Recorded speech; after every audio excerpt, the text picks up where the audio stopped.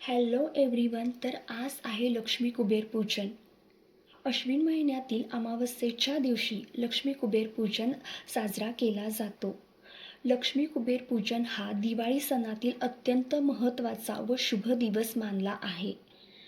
अश्विन महिन्यातील अमावस्येच्या दिवशी माता लक्ष्मी अगदी सावधगिरीने घरामध्ये प्रवेश करते आणि त्याचमुळे स्वच्छता, श्रद्धा व पूजनाचे महत्त्व वाढते.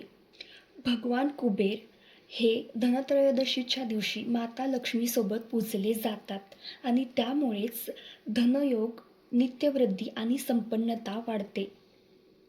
लक्ष्मी कुबेर पूजन म्हणजे धनात्मिक ऊर्जेची प्रेरणा घेऊन आर्थिक व आध्यात्मिक स्थैर्य प्राप्त करण्याचा मार्ग आहे.